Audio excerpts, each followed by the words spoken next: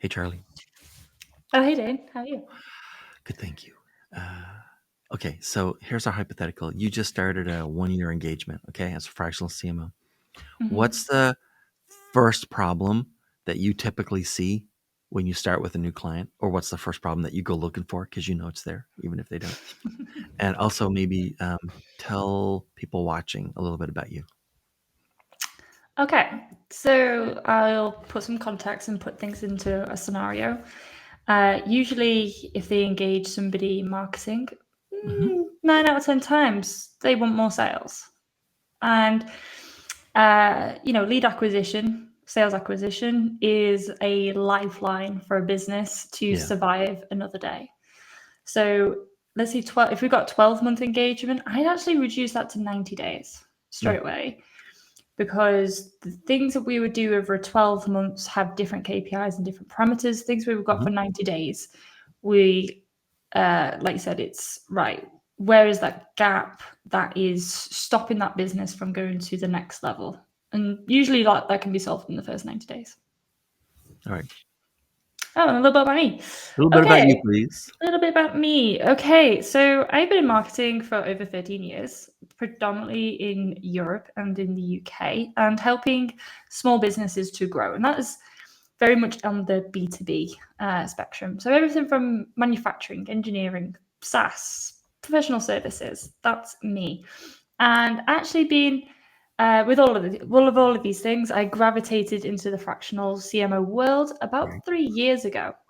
A lot of For a long people, a lot of people in fractional CMO work are only like within the last 3 years. They Yeah. had to sort of, they transitioned, or it's just that's, it's exploded. Well, for me as well, it was a skills thing. Right. For a very long time, I've always promoted the digital coordinator, who is a bit of a lower level type of marketing, but they do a lot of the running around. Hmm. And usually the digital coordinator then goes up to be the fractional CMO because it's very similar skill sets. So I think by accident, I've been in this world for a very long time. But a lot of my efforts went into building an agency. Right. And these days, now my ambitions are more on the CMO side of things. All right. Let's talk about the CEO for a second at the client. hmm All right. So the CEO has, with either needed approval or didn't, but has like committed to a year-long fractional engagement for a CMO, hmm right? Other than sharing information, which is you have to have, or otherwise, like how does a CEO or how does a company get the most out of their 1 year of a fractional CMO, or how do they typically waste the money? So let's start with point one. In my opinion, to get the most out of a fractional CMO Right. is having a vision, having clarity in your direction. So if I delve a little bit more, let's say you have 10 different offers or 10 different services, and all of your resources are getting pulled into these different channels. Well, so is your fractional CMO, and so is your team. And having focus and direction against, I'm going to say MBA level models, will give Right. you far better return on results. Okay, there's more to that, but that's really the top level. And how you can, it was the other one, like how you can waste it. Yeah. You How can do they post, waste it?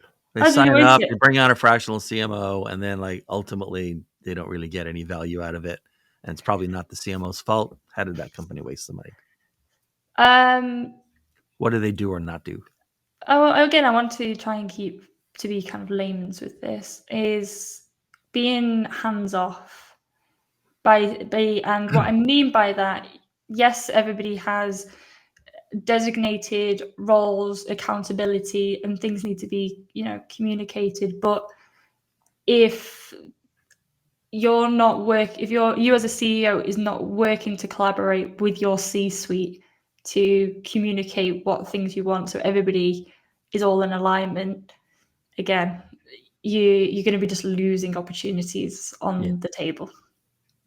Let's talk about the people who work in marketing.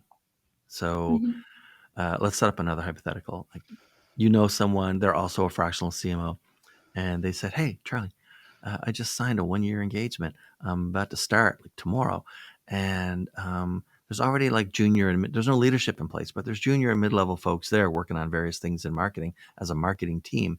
Like, Mm. any advice or any warning on what I should not do in the first week when I walk into an existing team? Yeah. Try if you walk in first week and there is little to non-leadership within the organizations, but lots of doers, lots of Mm-hmm. people on the tools and the marketing.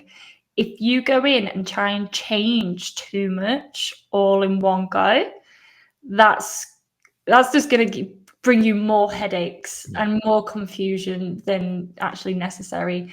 And your first week should be getting a lay of the land. It should be really understanding what strengths and weaknesses do I have in my team, what characters do I got, how is everybody communicating together, really establishing and making sure each of the team members have felt like they've been heard, because they would have had some ownership over their campaigns for the months previous Yeah. to you coming in, and you yourself are going to be a big change to the daily, what would you like to call it, daily rhythms of the workplace. Hmm. And you want to be fitting in with the flow of it. Yeah. There will be opportunities for you to make really big dramatic changes. First week's probably not the best. Is not probably not the best. Well, let's think about it from the other person's perspective then. I want to see what you think. Mm. So, like, you're one of those junior or mid-level marketing folks, okay? And email went out on Friday. Hey, everybody, Monday, we got a new person joining us in marketing, a fractional CMO, Charleh. And Charleh, then the typical sort of, Charlie's done this, Charlie's done that, blah, blah, blah, and Charleh will start on Monday. And so, I mean, you go to Google and you like Google what a fractional CMO is because you've never heard of this before, right? And then, so like come Monday or come the first week as that employee, like what should you expect or what should you do to sort of set yourself up for success under that fractional CMO? Typically, what I like to do is send out, because usually there would have been a back and forth with the CEO. Mm-hmm. That that you're coming on. For example, new email's been set up, and you know what your team is. I like to send out a nice warm message to the team to be just over communicate that, hi, I'm coming into this role because I'm going to be here to support you. I want to listen to what you have to say, and I'm here to help you elevate, as a individual in your career, but then also the company and the business. So it's almost like setting a precedence, because like you said, they are going to be most likely apprehensive. People don't like change. Right. They don't know what my style is, or they might have had experience with somebody else that wasn't as pleasing. And I want to make sure that they as an individual, as a team, they know that I'm stepping in to create a safe environment for them, because we're in a creative world, and if you feel safe, you feel relaxed, you're going to be more creative. And if you're more creative, I'm going to get better results from you as a team. So Right. I want to make sure I set that standard from the start. Okay. Well, then let's think about you and the company. Okay. Like it's the board or the CEO or the executive leadership team. And ideally, how should the company be looking at this engagement, this fractional engagement? Is this like a sprint? We have like an end date. We might, make another end date beyond that if things work real. But like, this is a race with a finish line, and or is it more of like a marathon, an ongoing thing? We're not even sure when it's going to end. But the point is that we've got Charleh working on something, every week, every month going forward. What do you think's better? I don't think this is as black as white as this is better and this is not as not as good. I do believe there is an element of case on case, and why I say that, it goes back to the business model. If they are a business that are looking to high growth scale in 5 years and then be sold or acquired, Right. that's going to be a very different scenario to let's say, a family business that's been around for 50 years, they actually might be better to have a 2-year engagement, and after that 2-year engagement, reassess the needs of that business. Because you'd hope after 2 years working with a fractional CMO, they're going to be in a different place as a Yeah. business, and their needs will be different. And ethically, I'd want to go, well, what is it that you need?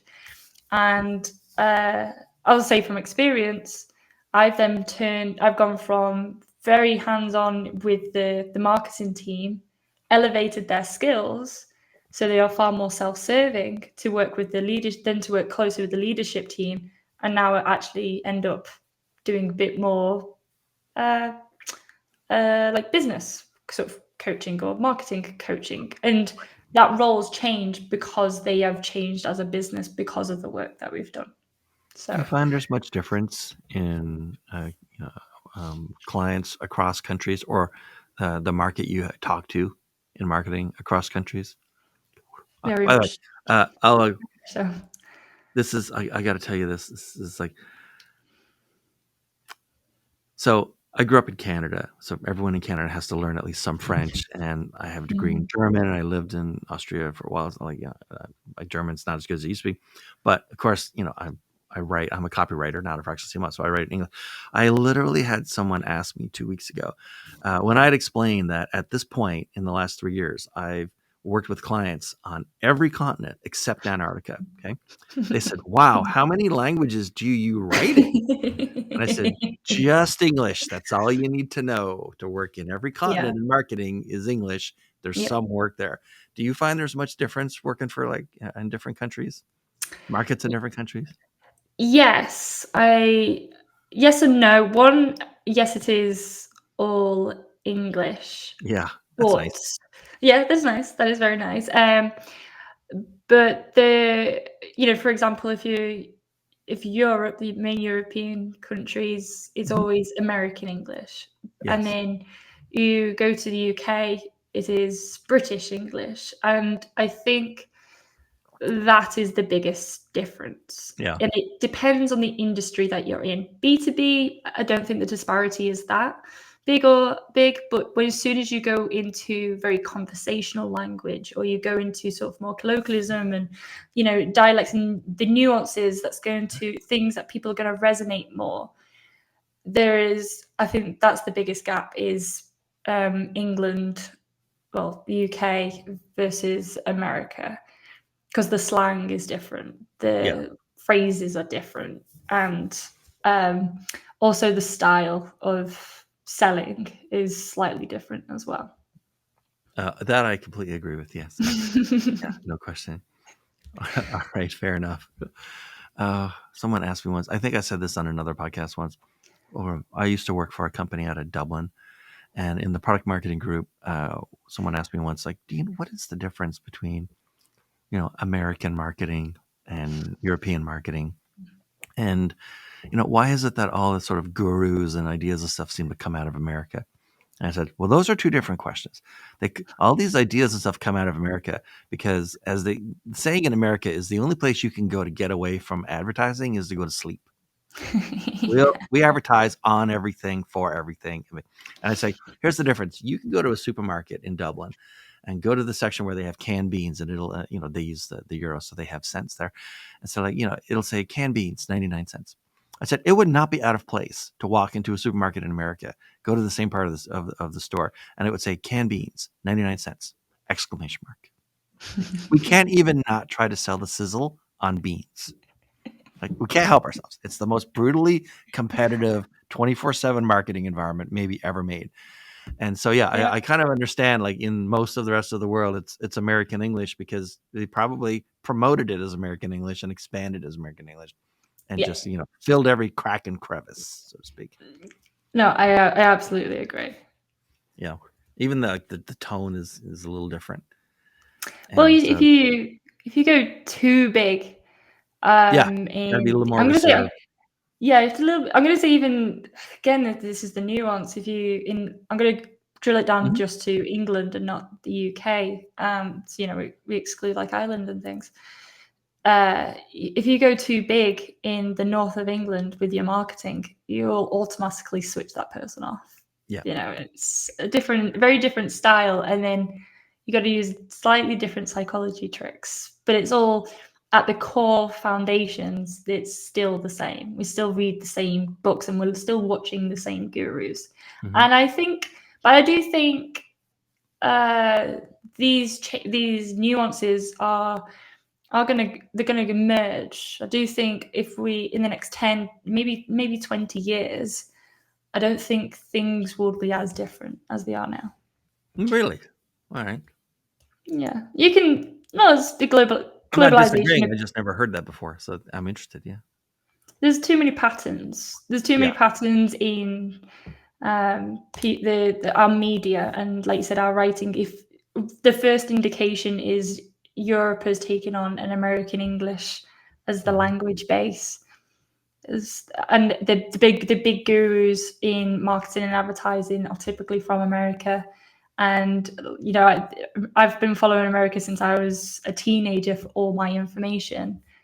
I'm going to start adopting, and I do adopt a lot of the skills and innovations that have come from America. Yeah. All right, makes sense. All right, Charleh, who ideally should be contacting you, and how should they contact you? Okay. So we start with a pain point. If you're looking at your bottom line and it's not where you want it to be, that's usually a good start. But let's say that my specialisms is very much in the B2B world. If you're a professional service, you're SaaS, and anything technical. So if you look at your product and it generally looks like an alien language, that's usually my subject base that I can turn in so people can understand it in English. Oh yeah, and where you can contact me? Well, I have my own podcast, Charleh with Friends, spelled the same way. And then I obviously have a website, which is kub-uk.net. And most people can just type me into Google, my name will come up. The beauty of it. Yeah, that's a great setup.